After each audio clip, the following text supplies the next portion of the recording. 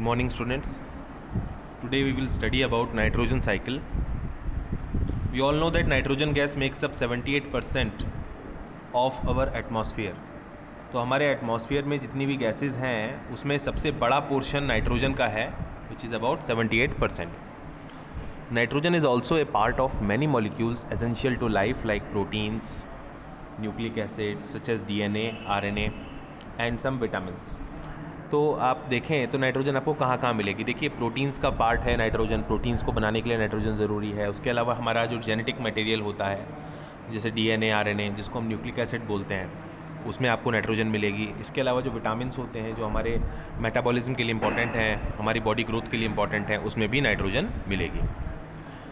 Nitrogen दूसरे biologically important compounds में भी आपको देखने को मिलती है, such as alkaloids and urea 2.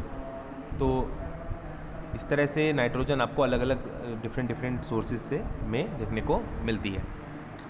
Nitrogen को इसलिए हम एक इम्पॉर्टेंट न्यूट्रिएंट मानते हैं, एक एसेंशियल न्यूट्रिएंट मानते हैं हमारी लाइफ के लिए, और इसके बिना लाइफ जो है असंभव है.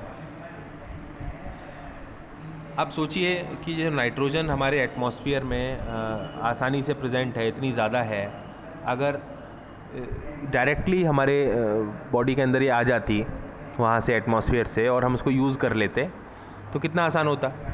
But life forms are not able to use nitrogen directly. Okay, there are few bacteria which are there who can use nitrogen. Okay, otherwise बाकी लोग तो नहीं कर सकते ना. So life forms are not able to convert the comparatively inert nitrogen molecule into forms like nitrates and nitrites. तो इसीलिए आपको यहाँ पे ध्यान रखना पड़ेगा कि हमारे जो लिविंग ऑर्गेनिजम्स हैं उनके पास इतनी एबिलिटी नहीं है कि वो नाइट्रोजन को इम्पॉर्टेंट कंपाउंड्स जैसे कि नाइट्रेट्स और नाइट्राइट्स में कन्वर्ट करें. नाइट्रेट के लिए आप याद रखिएगा NO3 माइनस और नाइट्राइट्स के लिए NO2 माइनस.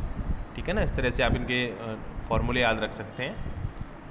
तो नाइट्रेट और नाइट्राइट की खास बात यह है कि इनको डायरेक्टली प्लांट्स ले सकते हैं और उसके बाद रिक्वायर्ड मॉलिक्यूल्स को फॉर्म कर सकते हैं. और हम सब प्लांट्स के ऊपर डिपेंडेंट हैं, चाहे हर्बीवोर्स हों या ओमनीवोर्स हों या कार्निवोर्स हों. बिकॉज कार्निवोर्स भी जिनके ऊपर अपनी डाइट के लिए डिपेंडेंट हैं वो कहीं ना कहीं घास या प्लांट्स को खाते हैं. तो वो बैक्टीरिया जो नाइट्रोजन को यूज़ करना जानते हैं, they are called as nitrogen fixing bacteria. ये नाइट्रोजन फिक्सिंग बैक्टीरिया जो हैं वो फ्री लिविंग भी हो सकते हैं या they may be associated with some species of dicot plants. यानी या तो ये फ्री लिविंग भी हो सकते हैं या ये किसी प्लांट के साथ एसोसिएट होकर के यानी मिल करके रह सकते हैं. डाइकॉट प्लांट्स क्या होते हैं? डाइकॉट प्लांट्स वो होते हैं जिनके सीड में 2 कॉटिलेडॉन्स होते हैं. ठीक है, तो सीड के अंदर जो एम्ब्रियो है उस एम्ब्रियो में आपको 2 कॉटिलेडॉन्स मिलेंगे, तो they are called as dicots. Most commonly the nitrogen fixing bacteria are found in roots of legumes. तो जो दाल है या जो मटर है, ऐसे प्लांट्स जो हैं उनकी रूट्स में नाइट्रोजन फिक्सिंग बैक्टीरिया रहते हैं जो नाइट्रोजन का फिक्सेशन करते हैं, एटमॉस्फेरिक नाइट्रोजन का. और ये कहाँ रहते हैं इन प्लांट्स में? They live in the roots. और रूट में कौन सी जगह? रूट में नोड्यूल्स होते हैं. जैसे ये रूट है, रूट में नोड्यूल बने होते हैं इस तरह से, ये नोड्यूल कहलाएगा. ऐसे बहुत सारे नोड्यूल्स होते हैं रूट में और जिसके अंदर ये नाइट्रोजन फिक्सिंग बैक्टीरिया रहते हैं और नाइट्रोजन फिक्सेशन का काम करते हैं.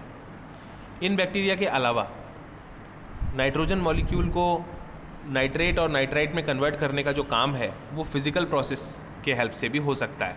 जैसे ड्यूरिंग लाइटनिंग, जब आकाश में बिजली चमकती है उस वक्त टेम्परेचर काफ़ी ज़्यादा हो जाता है वहाँ पर और प्रेशर काफ़ी क्रिएट होता है, जिसके कारण जो नाइट्रोजन है वो अपने ऑक्साइड्स में कन्वर्ट हो जाती है. और ये ऑक्साइड्स पानी में डिज़ोल्व होकर के, पानी में घुल करके धरती पर आ जाते हैं. किस फॉर्म में? या तो नाइट्रिक एसिड की फॉर्म में. नाइट्रिक एसिड को कैसे लिखेंगे? HNO3, या नाइट्रस एसिड की फॉर्म में HNO2. ठीक है ना. तो या तो नाइट्रिक एसिड की फॉर्म में या नाइट्रस एसिड की फॉर्म में ये आ जाते हैं धरती पर, और इसको क्या बोलते हैं हम, अगर ये एसिड की फॉर्म में आता है तो उसको एसिड रेन भी बोल सकते हैं। अब ये जो एसिड्स हैं, नाइट्रस एसिड है या नाइट्रिक एसिड है, ये पानी में आ जाते हैं और उसके बाद अलग अलग लाइफ फॉर्म्स का, या पानी में आने के बजाय ये सॉइल पे भी आ सकते हैं, तो सॉइल सरफेस पर प्रेजेंट हो सकते हैं या वाटर में जा सकते हैं, और अलग अलग लाइफ फॉर्म्स का जो है काम इससे चल जाएगा। तो what happens to the nitrogen once it is converted into forms that can be taken up and use to make nitrogen containing molecules. तो होता क्या है, what happens to the nitrogen, nitrogen को होता क्या है कि एक बार जब वो हमारे बॉडी के अंदर आ जाती है, plants generally take up nitrates and nitrites and convert them into amino acid. तो प्लांट्स क्या करते हैं, इनको लेकर के अमीनो एसिड में कन्वर्ट करते हैं, और अमीनो एसिड से क्या बनता है, प्रोटीन बनता है। तो इस तरह ध्यान रखिएगा। कुछ और बायोकेमिकल पाथवेज हैं जो और कॉम्प्लेक्स नाइट्रोजनस कंपाउंड्स को बनाने के काम आते हैं। तो इस तरह से जो नाइट्रोजन है, जो एयर से आई है, उस नाइट्रोजन को पहले कन्वर्ट कर लिया गया नाइट्राइट में, या फिर नाइट्राइट से कन्वर्ट हुई वो नाइट्रेट में, और फिर क्या हुआ, ये नाइट्रेट जो है लिविंग ऑर्गेनिजम्स ने लिया, जैसे प्लांट्स ने, और प्लांट्स ने उसको किस में कन्वर्ट किया, प्लांट्स ने उसको कन्वर्ट किया अमीनो एसिड्स में, और अमीनो एसिड से क्या बना, फिर प्रोटीन बना। इस तरह से हमारा ये साइकिल चलता रहता है। अब जो ये प्रोटीन होते हैं या ये दूसरे जो कॉम्प्लेक्स ऑर्गेनिक कंपाउंड्स बने, इनका इस्तेमाल एनिमल्स भी कर सकते हैं। मतलब एनिमल जब प्लांट को खाएंगे तो उनके अंदर ये चले जाएंगे, तो उसके बाद फिर एनिमल की बॉडी का और प्लांट की बॉडी का ये पार्ट बन जाएंगे। अब एनिमल और प्लांट की डेथ होने पर क्या होगा, डेथ होने पर डिकम्पोजिशन का प्रोसेस स्टार्ट होगा। तो फिर जो बैक्टीरिया हैं जो सॉइल में रहते हैं, जो इनको एनिमल को और प्लांट को डिकम्पोज करेंगे या इनके वेस्ट को डिकम्पोज करेंगे, ये वापस उन नाइट्रोजनस कंपाउंड्स को किस में कन्वर्ट कर देंगे, नाइट्रेट्स में और नाइट्राइट्स में। ठीक है ना, ये तो आपके समझ में आ गया होगा। इसके अलावा एक ग्रुप और होता है बैक्टीरिया का, जो नाइट्रेट और नाइट्राइट को वापस नाइट्रोजन में कन्वर्ट कर सकता है। इस प्रोसेस को बोलते हैं डीनाइट्रिफिकेशन। अंडरस्टैंड। तो इस तरह से ये प्रोसेस चलती है। अभी हम साइकिल देखेंगे पूरा। Thus there is a nitrogen cycle in nature in which nitrogen passes from elemental form यानी N2 in the atmosphere into simple molecules in soil and water such as nitrites and nitrates ऐसे, and also they can be converted into ammonia in the root nodules, तो which get converted into more complex molecules in living beings and back again to the simple nitrogen molecule in the atmosphere। तो इस तरह से nitrogen cycle operate करती है। अब इस cycle को यहाँ देख लीजिए, ये हमारे सामने नाइट्रोजन साइकिल है। तो नाइट्रोजन साइकिल में सबसे पहले आप देखेंगे ऊपर नाइट्रोजन इन एटमॉस्फेयर, तो N2। अब ये इनर्ट है।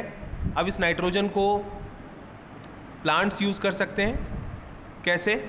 By the nitrogen fixation. Nitrogen fixation में होता क्या है, नाइट्रोजन फिक्सेशन में हम देखते हैं कि जो नाइट्रोजन है उसको जो बैक्टीरिया हैं जो कि प्लांट्स की रूट्स में जो नोड्यूल्स होते हैं वहाँ पर रहते हैं, वो बैक्टीरिया उसको फिक्स करते हैं और किस में कन्वर्ट कर देते हैं, they convert nitrogen into ammonia. तो यहाँ पर नाइट्रोजन जो है एमोनिया के फॉर्म में आ गई। उसके बाद फिर जो नाइट्रोजन है ये प्लांट के अंदर अमीनो एसिड्स बनाने के काम आती है, तो उसका मतलब नाइट्रोजनस कंपाउंड्स में वो कन्वर्ट हो गई। अब प्लांट को अगर एनिमल ने इनटेक किया तो एनिमल के अंदर भी नाइट्रोजन चली गई। अंडरस्टैंड।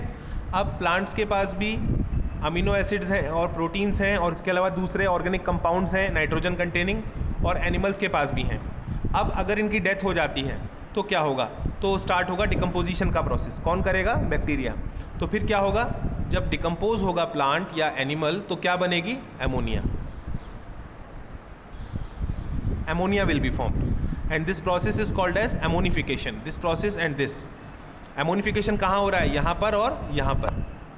क्यों हो रहा है? because decomposition is taking place in animals and plants। तो एनिमल और प्लांट्स के अंदर जो नाइट्रोजनस कंपाउंड्स थे उनका डिकम्पोजिशन होने से अमोनिया बना। अमोनिया कहाँ पे आ गया? सॉइल में। अब इस अमोनिया का कन्वर्जन होगा सबसे पहले नाइट्राइट्स में।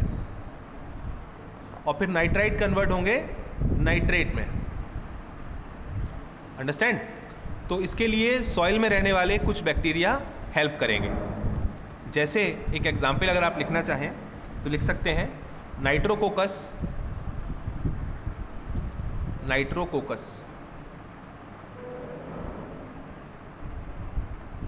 और नाइट्रोसोमोनास।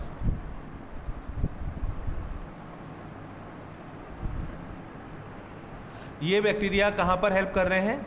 ये हेल्प कर रहे हैं conversion of ammonia to nitrites. यानी कौन सा स्टेप? ये वाला स्टेप, यहाँ पर ये हेल्प कर रहे हैं सॉइल में। उसके बाद दूसरा स्टेप जो है नाइट्राइट से नाइट्रेट का कन्वर्जन, इसमें हेल्प कर रहा है नाइट्रोबैक्टर। एक एग्जाम्पल मैंने आपको बताया, और भी होते हैं इसके अलावा, लेकिन आप ये नोट कर लीजिए नाइट्रोबैक्टर। तो इस तरह से नाइट्राइट्स बने सॉइल में और फिर नाइट्रेट्स बने और फिर ये नाइट्रेट्स दोबारा प्लांट के काम आ गए। प्लांट ने दोबारा इनका इंटेक कर लिया और दोबारा से फिर ये साइकिल रिपीट हो गया। इसके अलावा अगर हम देखें तो फिजिकल प्रोसेस से भी नाइट्रोजन फिक्सेशन हो सकता है। तो फिजिकल प्रोसेस से जब नाइट्रोजन कन्वर्ट होता है नाइट्रेट्स में तो उसको हम बोलते हैं nitrification. When nitrogen is converted directly into nitrates then this process is called as nitrification, and there are some special bacteria which can convert nitrate into nitrogen, and these are example के लिए आप लिख लीजिए कौन कौन से bacteria हैं जो डीनाइट्रिफिकेशन कर सकते हैं। वो है थायोबैसिलस, थायोबैसिलस हो गया, और दूसरा है Pseudomonas.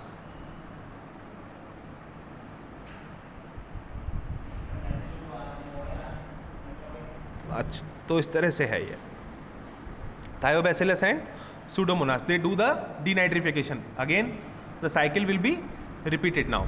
So nitrogen is now converted back, nitrogen is converted from nitrates to nitrogen is formed, okay, elemental nitrogen N2। तो अब ये साइकिल दोबारा से चलेगा।